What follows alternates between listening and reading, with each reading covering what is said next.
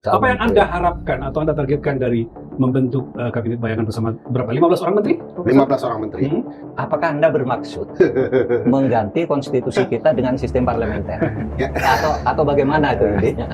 Mulai pertanyaan seperti S3. Oke, Tapi ini tetap ya kabinet bayangannya di bawah 50. Di bawah 50, Prof. Sejauh Enggak, ini saya tidak khawatir melanggar. nyiret saya. apa? Lihat dari yang muda aja. Jangan sampai lari Tapi ke lagi. ini catatan penting. Kami ingin Dalam kondisi terlapor, masih bangun.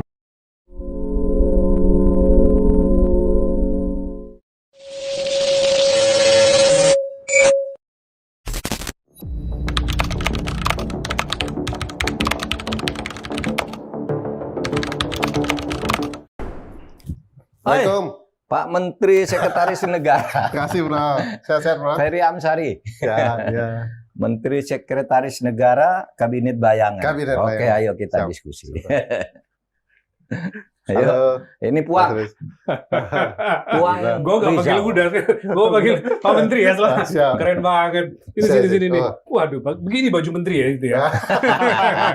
Ini kebetulan mau rapat Kabinet. kabinet bayangan. Memimpin Rapat kabinet. perdana katanya. Rapat perdana Luar biasa. fisik. Rapat perdana fisik. Pemirsa yang terhormat, saya kedatangan tamu yang jauh lebih muda dari saya. Ketika saya sudah sarjana, ini masih pakai pempes kecil. Masih. Masih bayi belum setahun kali. Lahir tahun 80, Pak.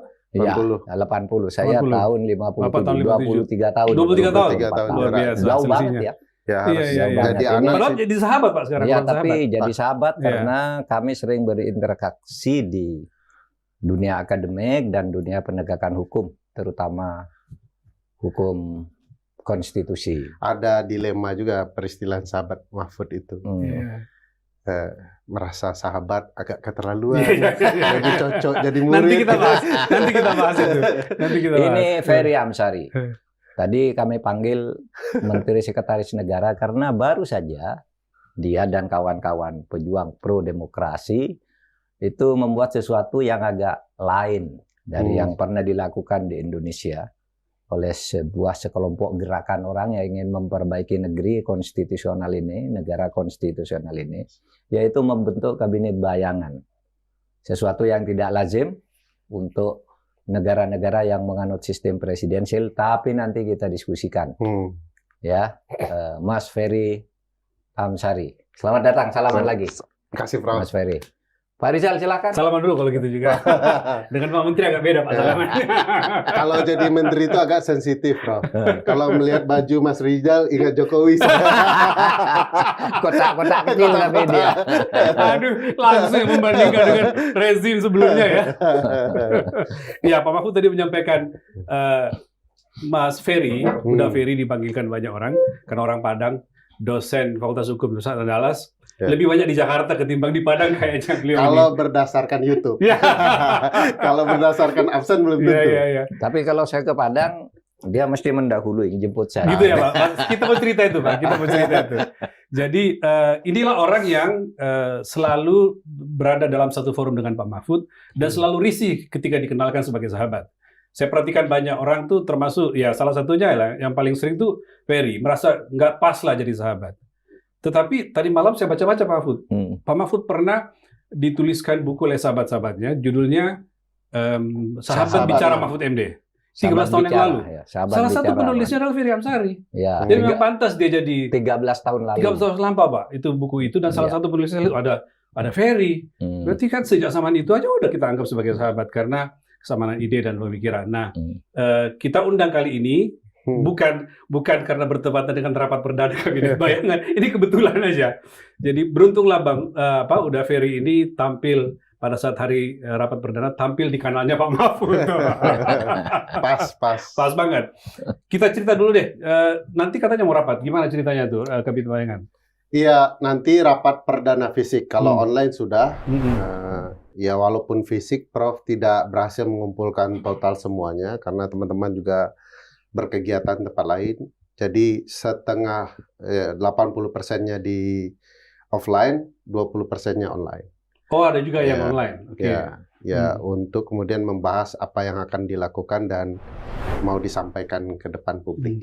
Pak Mahfud, ini kan kita bicara tentang persahabatan sebenarnya, program ini ya, nilai persahabatan. Ya. Nanti akan kita bahas. Tapi sebelum ke situ, mumpung bajunya tampil di sini baju menteri, kita masuk dulu ke sini Pak soal ini. Iya, soal Apa yang menteri. Anda harapkan atau Anda targetkan dari membentuk kabinet bayangan bersama berapa? 15 orang menteri? 15 orang menteri.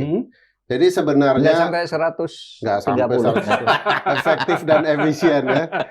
Justru Walaupun menunjukkan perbedaan gitu perbedaan. ya. Ya, itu juga maksud teman-teman. Awal mulanya sih sebenarnya nggak sengaja, Prof.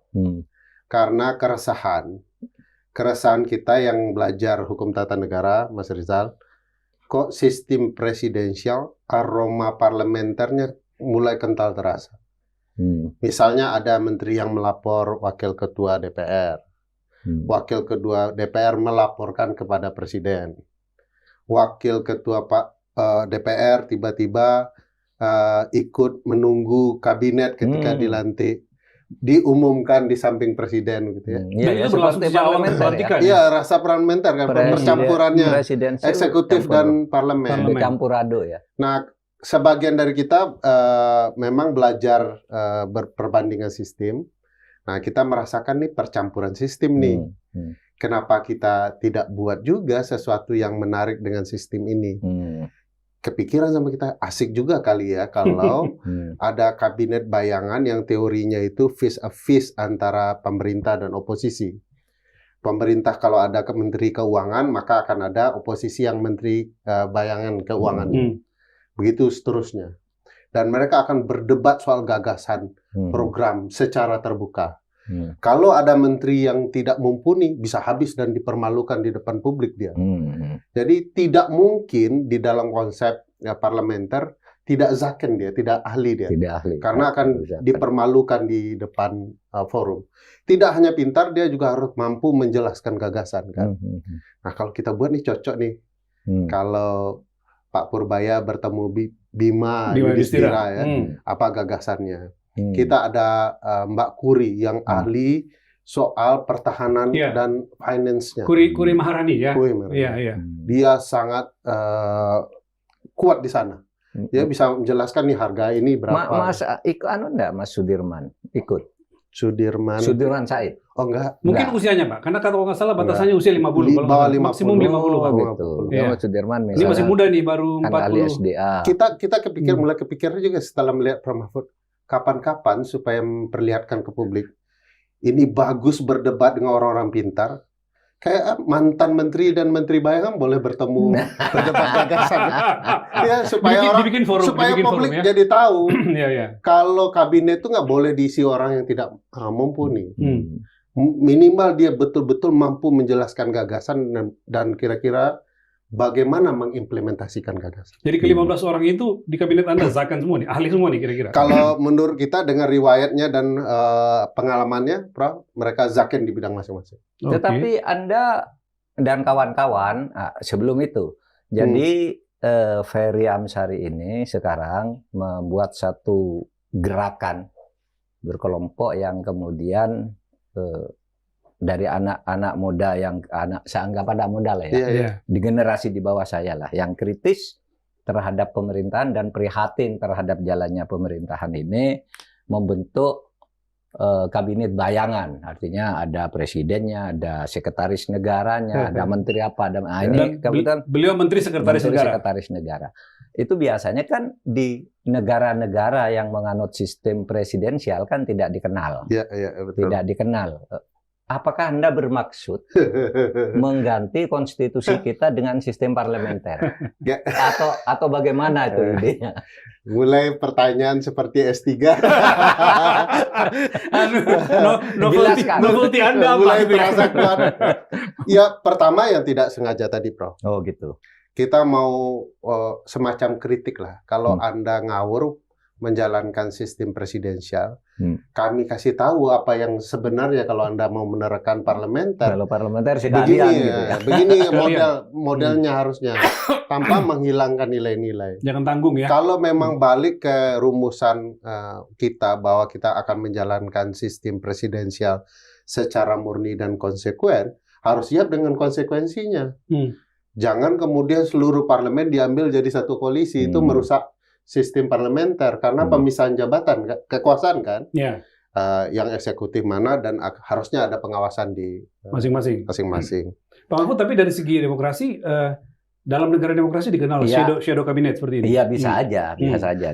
Nanti biar dijelaskan ada berapa negara, tetapi maksud saya tuh intinya kan sekarang pemerintahan menurut saya tidak, para menterinya tuh agak lemah ya sekarang ini, tidak beri penjelasan ke publik, lalu programnya apa, kalau dikritik tidak menjawab, lalu dilempar ke presiden sendiri kan gitu kan. Semua kritik itu mental karena tidak pernah, menterinya tidak berani, sementara tidak sampai ke presiden kayaknya tidak pernah sampai. Nah, oleh sebab itu kalau dibentuk kayak gini sebagai improvisasi dalam gerakan politik, menurut saya tidak apa-apa gitu untuk menunjukkan ini loh, kalau jadi menteri Sesnek misalnya ya harus seperti Ferry. Gitu, artinya dalam kondisi dalam kondisi kabinet kita seperti itu, bisa jadi nanti orang lebih percaya ke kabinet itu ketimbang kabinet yang existing. Dan itu bahaya dong itu akan besar pengaruhnya. Kalau di negara-negara parlementer itu akan menyebabkan pemerintah jatuh. Ya. Jadi Anda menteri apa? Dulu kan ada menteri di Inggris itu perempuan, ketika bilang hati-hati loh makan telur ayam di daerah selatan Inggris itu karena di situ ada kuman berhubung makanan yang di sana.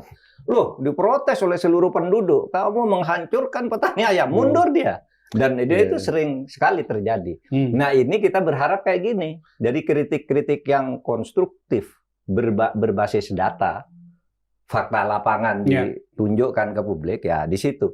Saya kira satu ide yang bagus, meskipun secara konstitusional itu tidak dikenal, tapi juga tidak dilarang. Tidak dilarang. Kita kan berjuang melakukan apapun. Gitu. Mas Ferry, berarti Anda dan teman-teman di Kabinet Bayangan itu akan mengawasi, mengkritisi, sekaligus memberikan alternatif kebijakan, atau gimana? Ya, ada beberapa rencana. Pertama, tentu saja kita mau ada konsep Oxford debate. Lagi-lagi sangat parliamentary debate Westminster ya, face to face gitu, supaya kemudian publik tahu dua arah.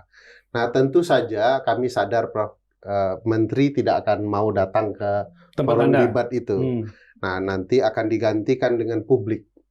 Publik yang akan menyuarakan apa yang mereka inginkan dan kita akan jawab. Lalu nanti juga akan ada potensial kita akan crowdfunding terhadap hal-hal tertentu. Misalnya ada jembatan yang rusak di negeri A gitu ya. Atau sekolah rusak. Sekolah rusak, nanti kita akan buka crowdfundingnya dengan anggaran yang terbuka untuk publik ketahui, lalu nanti akan dieksekusi secara rahasia sampai jadi. Nah, jadi baru terasa manfaatnya oleh publik, baru kita akan laporkan ke publik. Jadi finansialnya dari model crowdfunding? Crowdfunding. Kan kalau negara ditarik pajak oleh publik, nah ini bukan pajak, ini dana perjuangan bersama. Sukarela ya. Misalnya di sekolah ada guru honorer sudah puluhan tahun gitu ya. Idea nih. Tidak kan bisa dicari kan. Betul. Bisa advokasi tuh Kabinet Bayangan. Puluhan tahun gajinya 300.000 dan mereka tetap bertahan di situ karena ingin punya status dan berharap suatu saat diangkat. Tiba-tiba ini malah mau diberhentikan misalnya karena ini dananya untuk MBG kan gitu kan. Nah, MBG penting enggak? Ya penting kan begitu. Tetapi ini tidak kalah penting nih orang-orang yang sekarang terancam ini. Itu nanti Kabinet Bayangan yang akan mengungkap itu ya. Mengungkap terima itu kasih idenya Prof, ini akan saya bawa ke rapat. Nanti dianggap provokasi. Tapi kemungkinan yang ada di kepala teman-teman selalu akan in kind, tidak cash ya. Jadi kebutuhan guru yang bertahun-tahun itu misalnya rumah layak atau apa yang dia butuhkan, kendaraan gitu ya. Mungkin itu yang kita targetkan, supaya tidak ada kesan kita memfasilitasi uang tapi perubahan nasib tidak terjadi kan. Ya, tapi ini masih dibicarakan, nanti rapat di paripurna akan ada. Ya, kalau saya berpikir Anda tidak harus membayar gaji guru-guru honorer itu, tapi Anda mengungkap aja ke publik gitu kan. Kita carikan rame-rame gitu kan. Dan itu tugasnya Kabinet Bayangan. Betul. Jadi sekarang perkembangannya menarik, Prof. Perkembangan bahwa diisi kepala kita para pengajar hukum tata negara, Kabinet Bayangan itu sangat lekat dengan Westminster itu. UK, Australia, Singapura di titik tertentu yang walaupun dia kan campuran ya. Nah, sekarang terjadi perkembangan-perkembangan di Prancis ada kabinet bayangan bahkan informal gitu ya. Bahkan di Malaysia kalau nggak salah pernah ada muncul kabinet bayangan ya. Informal. Iya, informal. Informal. Ya itu yang kita Kalau jadikan. Malaysia kan memang parlementer. Ya, dia sih, Pak, bayangan ya. dan di beberapa negara memang timbul pernyataan kalau kabinet bayangan tidak mampu bekerja menyeimbangkan pemerintahan parlemen yang ada di dalam, maka dia buat kabinet informalnya. Dan itu yang kita pelajari, kita telusuri, dan itu menarik. Sekarang di India misalnya timbul partai publik ya, Cockroach Party ya, partai apa namanya, lipas gitu ya, partai kecoa. Dan itu luar biasa dampaknya dan mempengaruhi gerak partai di dalamnya. Jadi kita kepikiran kayaknya publik bisa dilibatkan dalam banyak hal kalau pemerintah kita lalai. Gitu ya. Misalnya berarti kalau kaitannya dengan Anda mengkritisi atau mengawasi, gambaran kerjanya misalnya begini. Kalau misalnya Indonesia sekarang akan memiliki Universitas Republik Indonesia, maka Menteri Pendidikan Anda akan bicara tentang itu atau gimana? Ya, Menteri Pendidikan kita satu tidak dipecah, jadi ngurusin pendidikan dari semua dasar sampai tinggi, juga soal riset. Dia punya background guru, pendidik, dan dia akan ngurusin semua hal itu. Tentu ini kan termasuk membentuk universitas dan membubarkan universitas. Mesti kan ada dari bawah itu kan. Mengusulkan pembubaran universitas. Yang soal URI ini menarik.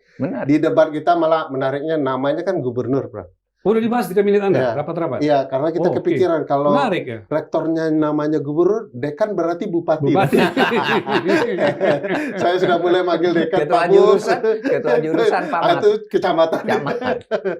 Ya, itu menariknya. Ya. Tapi ngomong-ngomong posisi tertinggi sejauh ini masih Mensesnek, belum ada presiden dan wapresnya. Tidak ada yang tertinggi di kabinet kita karena semua kabinet kan sama mengurusi urusan tertentu.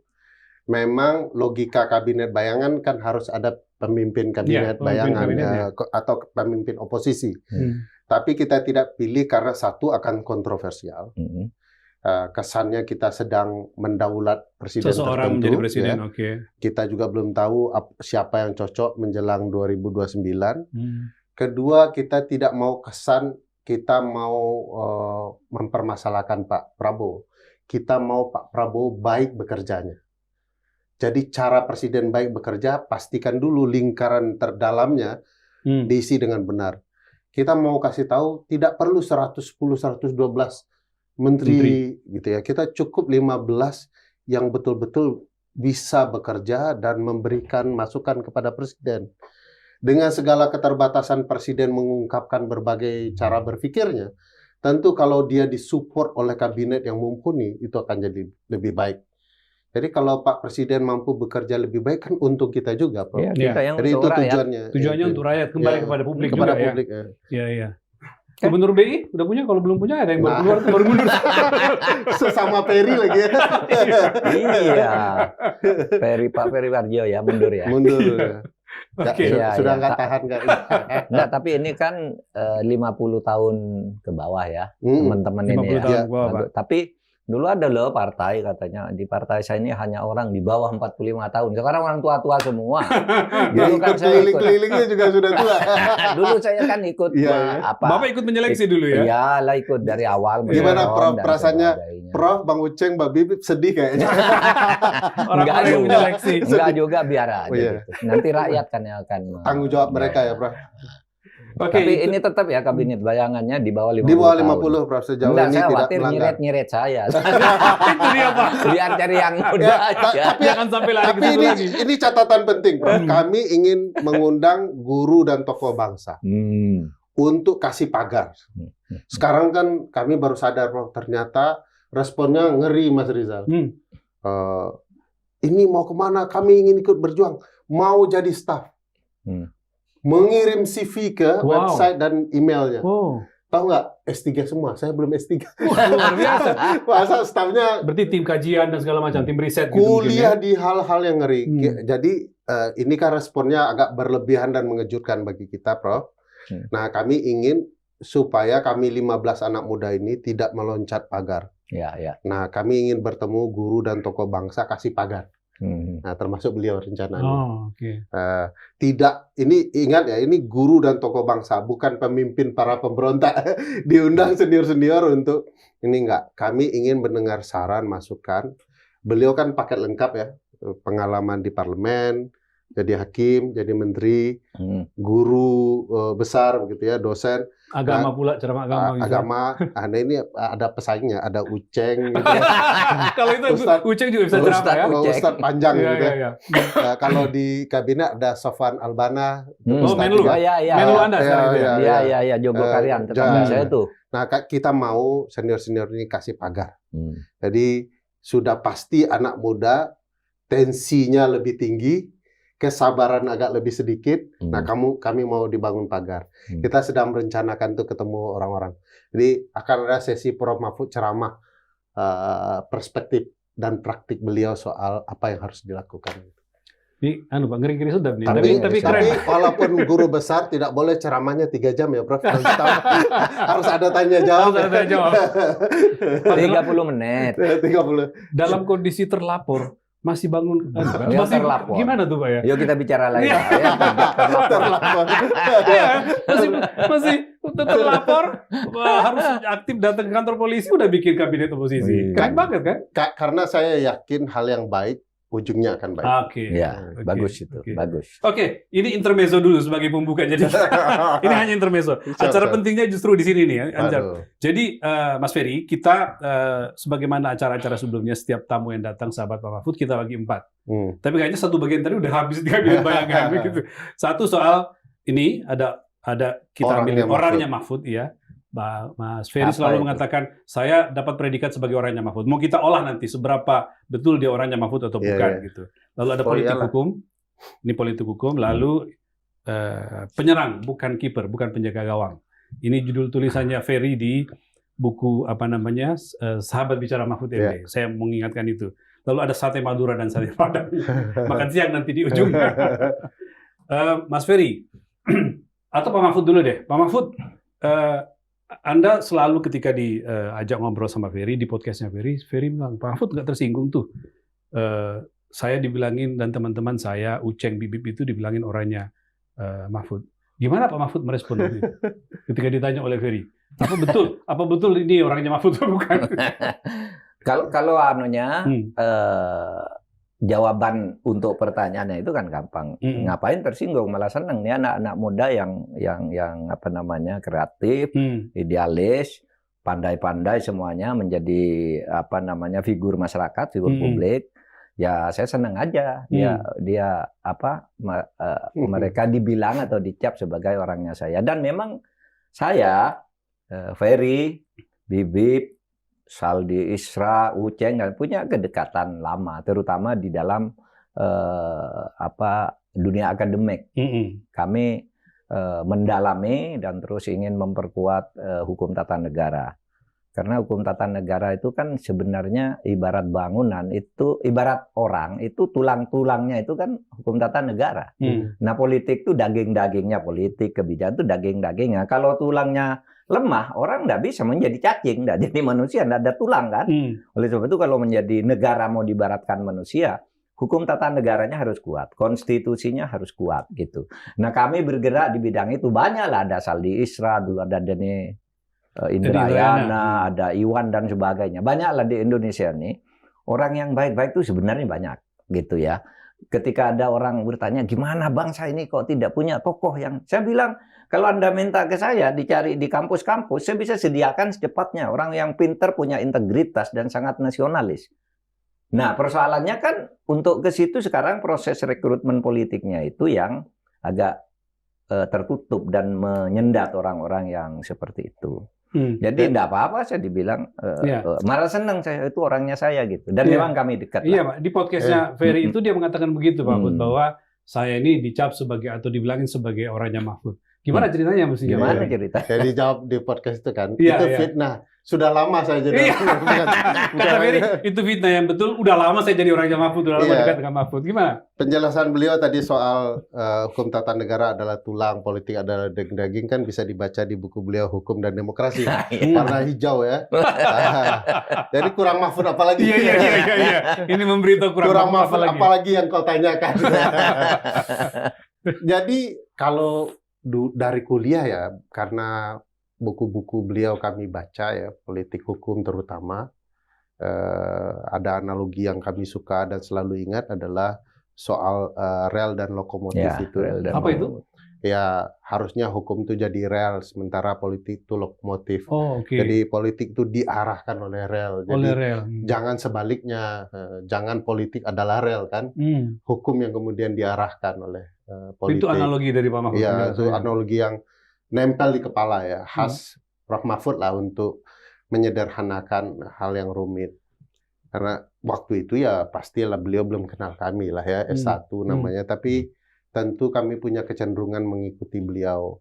Kebetulan saya dideportasi oleh Prof. Saldi dari Pusako ke MK dan beliau baru jadi ketua waktu itu. Ketua MK waktu Ketua itu. MK. Wow. Nah, yang satu hal yang menarik dari Prof. Mahfud adalah soal kesederhanaannya. Beliau tuh di titik tertentu, saya tidak bisa, ini mungkin padanan kata yang tidak tepat, nyeleneh tidak membeling ya. Itu ingat saya, hakim beling. Hakim beling. Ya. Beling. Ya. Karena satu sesi foto saya lihat, kita perbesar fotonya, tempelan baju baru itu masih ada. Memang santai betul. Dan setelah kenal lebih jauh, ketika saya jadi dosen, saya ingat satu peristiwa beliau jadi pembicara keynote waktu itu di Gubernuran Sumatera Barat. Saya tahulah beberapa ketua MK, hakim MK gitu ya, selalu protokoler ya, wungnya, teta-tetotnya itu banyak sekali. Prof. Mahfud tuh mau ada teta-tetot, tidak ada teta-tetot, santai aja. Padahal sudah jadi ketua MK. Nah, satu peristiwa itu yang saya ingat betul adalah, dan saya berdesir darah saya karena, aduh kok begini sih salahnya panitia. Karena kita panitianya tripartit ya, salah satunya pemerintahan provinsi, beliau duduk nih, ada meja, terus ada air jatuh, saya nggak tahu Prof. Mahfud ya ingat nggak? Terus beliau santai, saya bilang, kacau ketua MK, lagi bicara air jatuh, gitu.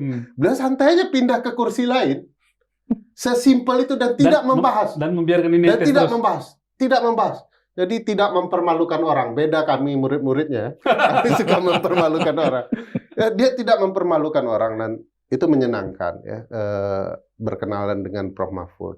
Banyak kejadian-kejadian lucu, kejadian yang kadang malu juga diceritakan ya antar relasi saya dan Prof. Mahfud.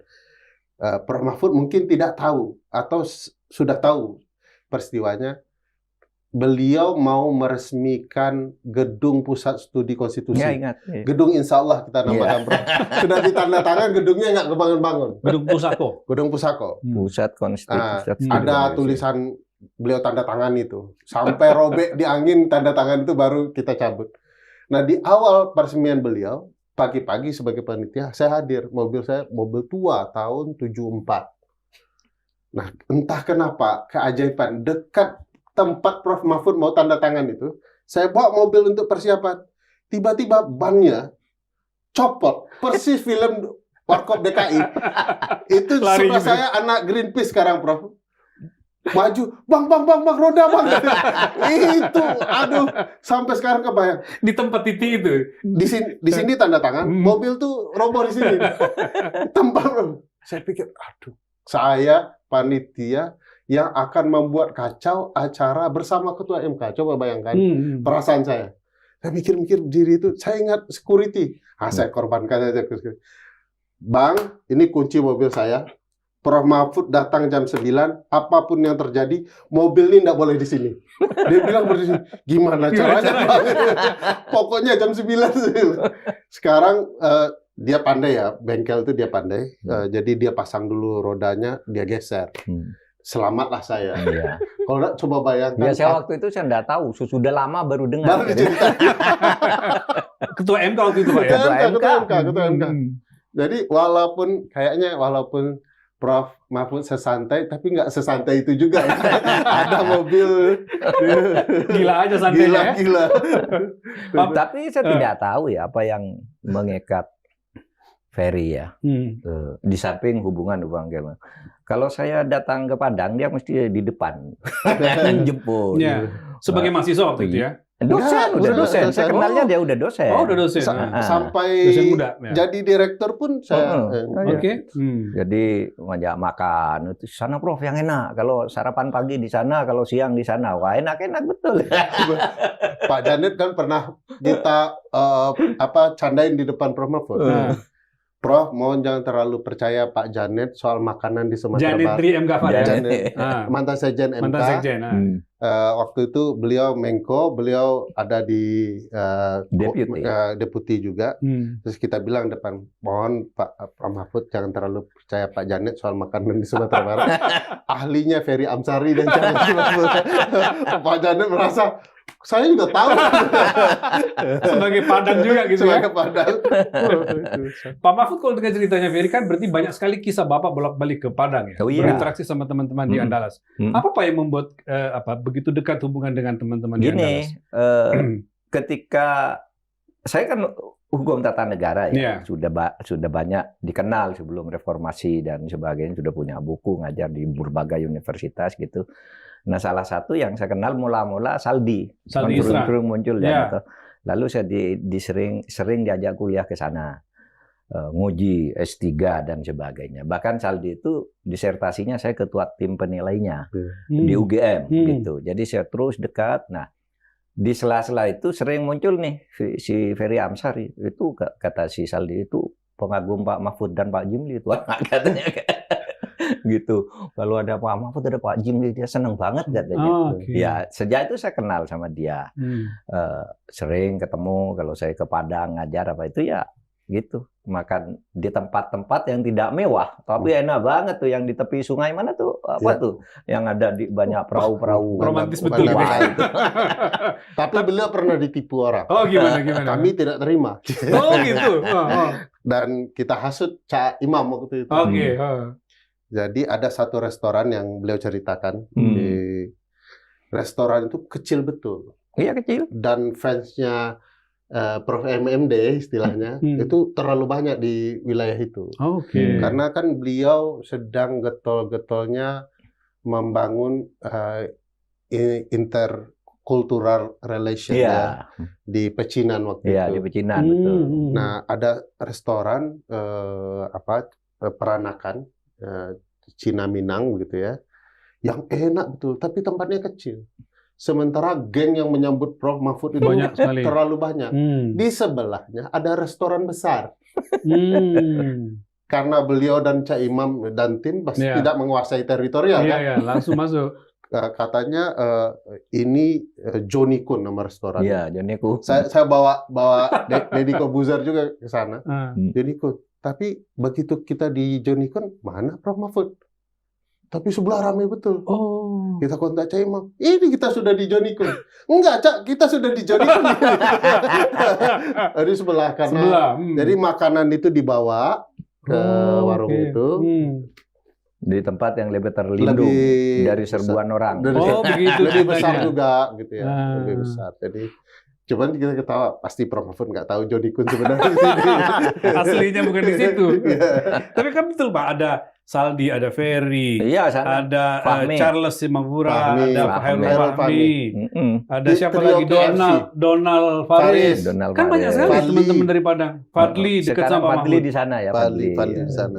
Bisa lahir generasi yang sama dengan dia. Itu begitu banyak itu. Ya dari sana. Kultur akademiknya bagus sekali. Anak-anak Fakultas Hukum di UNAN itu. Sampai sekarang saya lihat sangat kompak gitu ya. Dan punya disiplin akademik yang tinggi. Grup diskusi masalah-masalah aktual gitu. Nah, kalau di Jogja dulu ada Dene Indrayana ya, Uceng dan sebagainya itu. Jadi senang saya setiap ke berbagai tempat manapun tuh saya pernah punya teman lah di sana Iya. yang dulu bisa jadi asisten saya di tempat semula gitu ya.